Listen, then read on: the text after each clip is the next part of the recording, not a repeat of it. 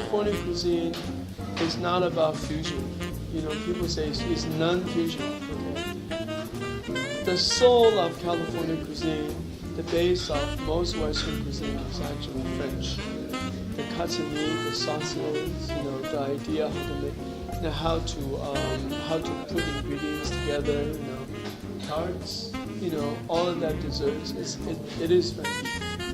The heart of it is Italian. You know, so French I would say 40%.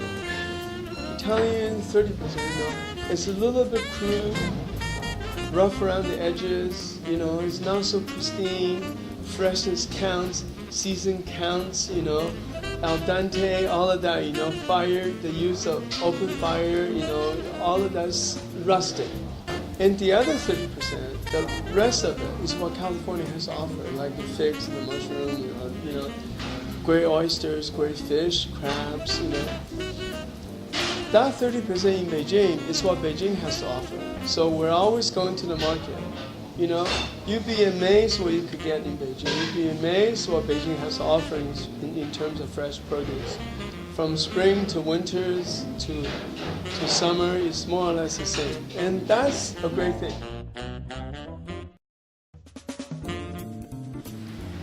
Architecture, food, and filmmaking are essentially the same process. It's completely process driven. What you do is you have an idea. You have an idea about a dish, you have an idea about a building, you have an idea about a film, right? And then you develop it.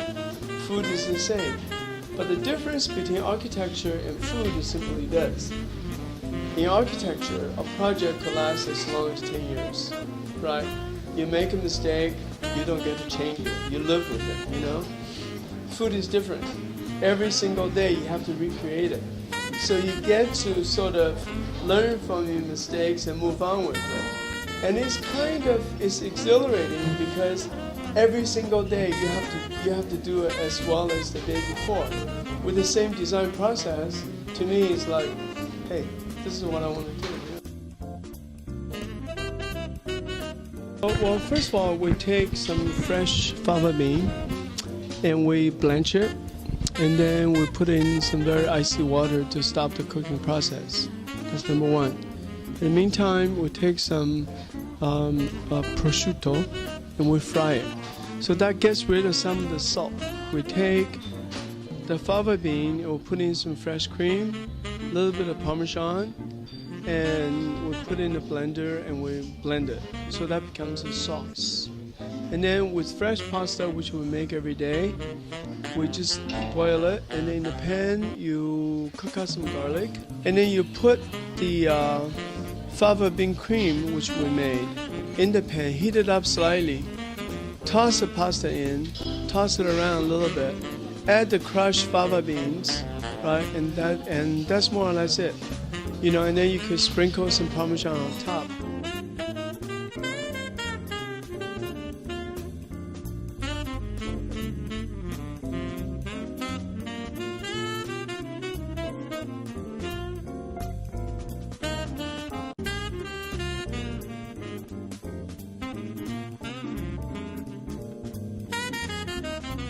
Keep it simple, straightforward, elegant, comfortable, and that's what our food is.